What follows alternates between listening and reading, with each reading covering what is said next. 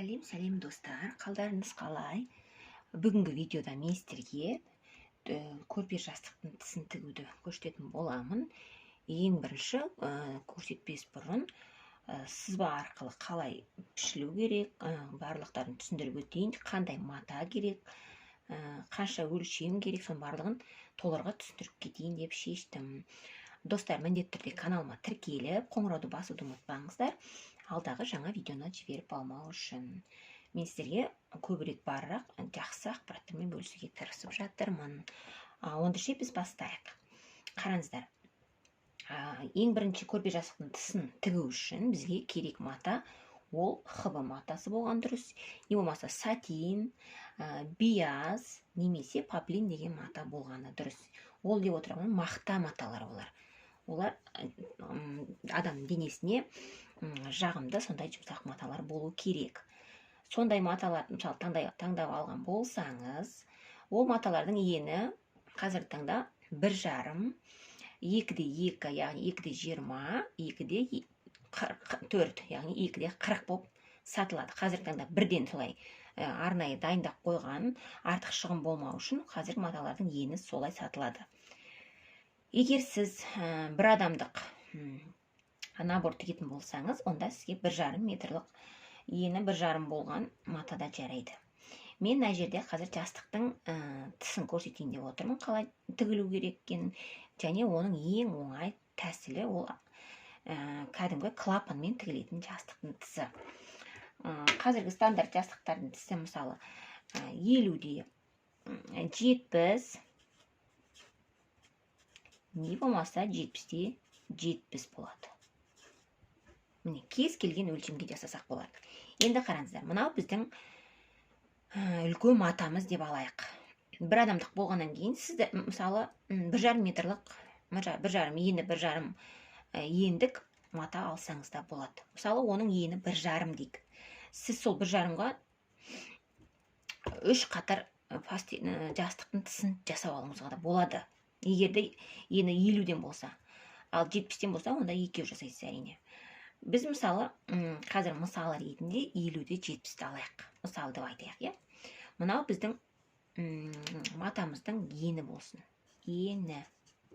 А мынау тұрған ұзындығы. Осылайны тұрған ұзындығы, мынау ені бұлайны.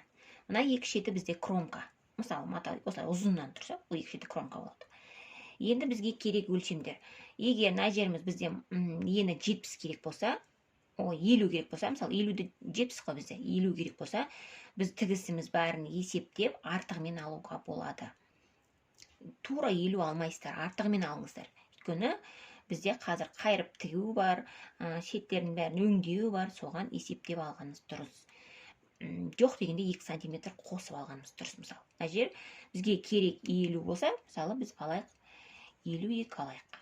Мына жер 52 болсын, а мына жер бізге 70 керек, міне. Оны біз 72 алайық. 72. Мынау деп тұрған сызығымыз, ол яғни матамыз бізде бүктеледі ғой жастықты қаптау үшін. А мына тұрған бөлшек, бұл бізде клапан. Клапан бізге керек 25 сантиметр. Одан аз алмаңыздар, өйткені ол дұрыстап жабылмай қалады. Міндетті түрде 25-тен кем болмау керек. Одан қатты үлкені де керек жоқ. Осы самый керек өлшем осы 25 деп есептеймін. Енді осындай өлшемді өлшеп сызып алдық, және қиып алайық. Міне, мына жерін 52 алдық, бұлайынан 72-ден 2 рет 72, және клапандыққа 25. Осының барлығын алып енді қиып аламыз.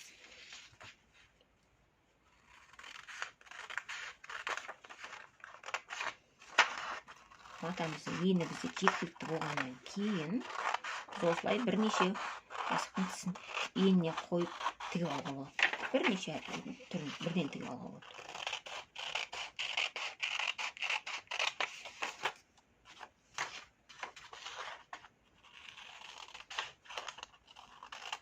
Біздің арамызда мысалы жаңадан тігіп жүрген қыздар болады.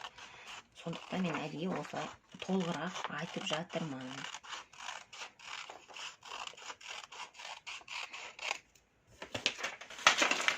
Енді қараңыздар, міне осылай матамызды қиып алдық.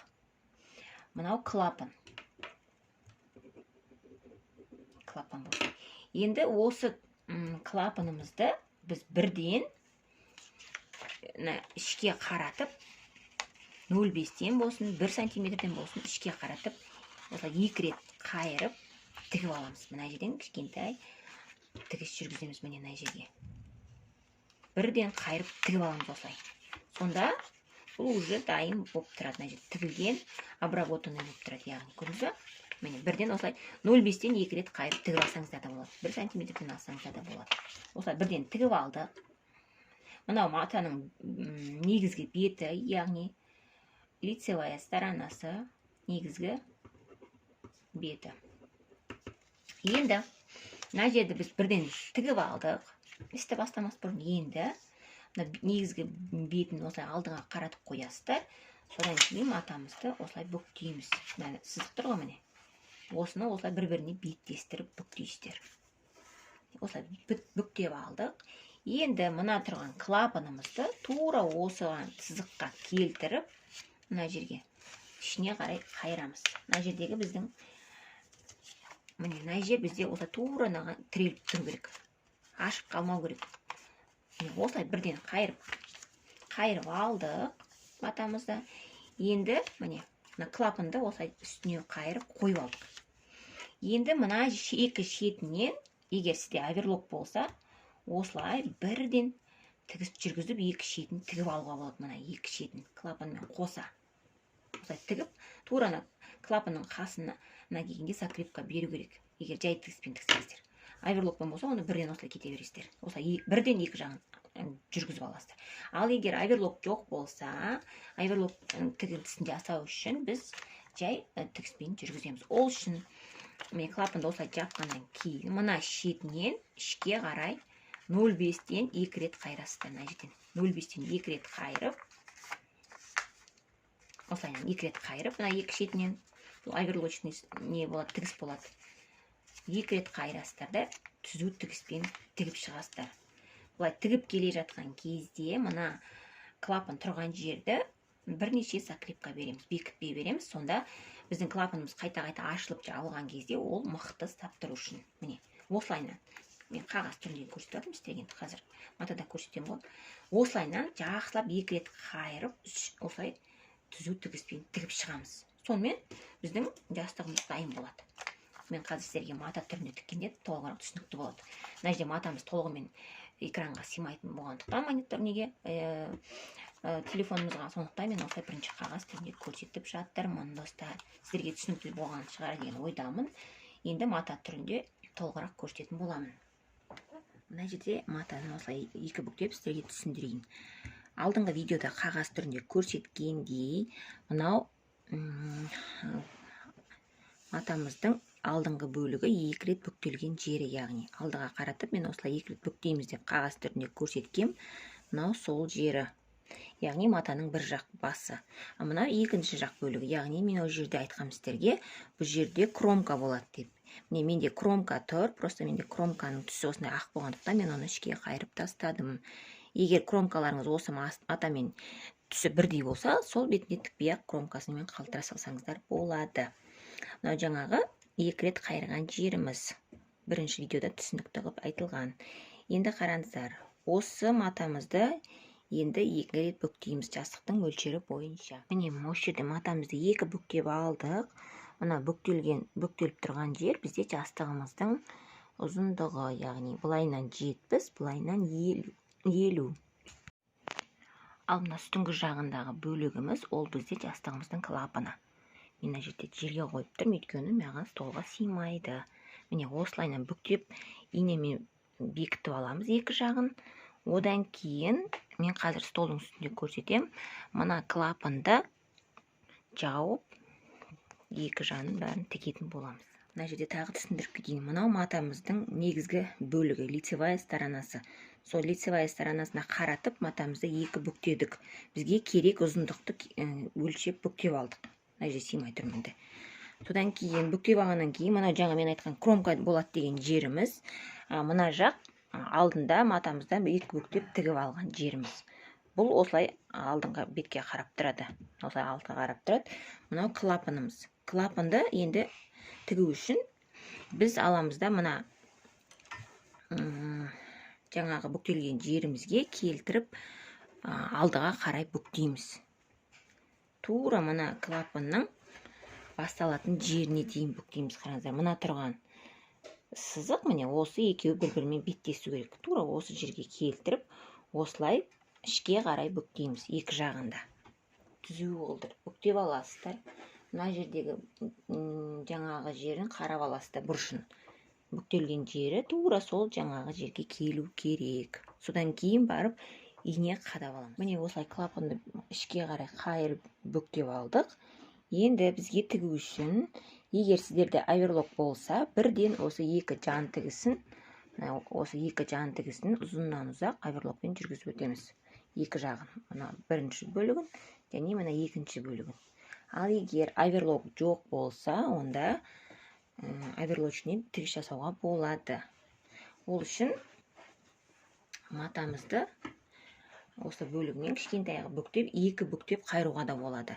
Егер маталарыңыздың ені жеткілікті болса, ал жеткілікті болмаса, бір рет қайырып, жай тігіспен тіксеңіздер болады. Мысалы, міне, былайынан көрсетейін, мына жерден түсінікті болу үшін.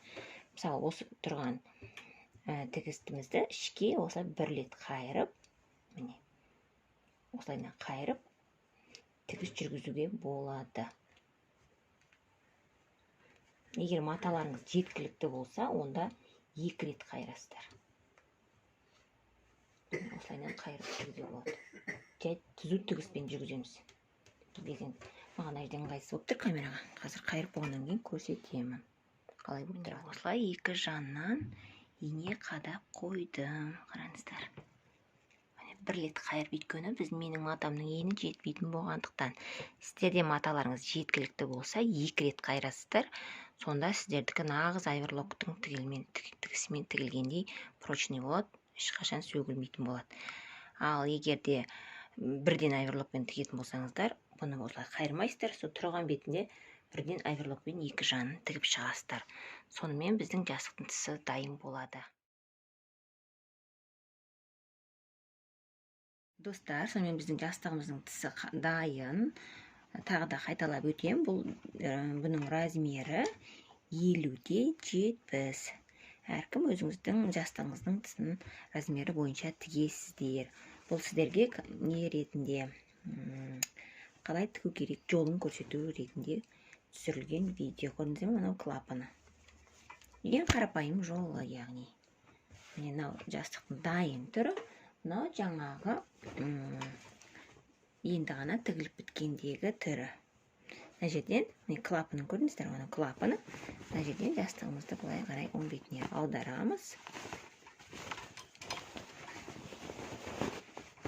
Сол кезде бізде осындай болып шығады, яғни клапанымыз ішінде болады. Міне осылай.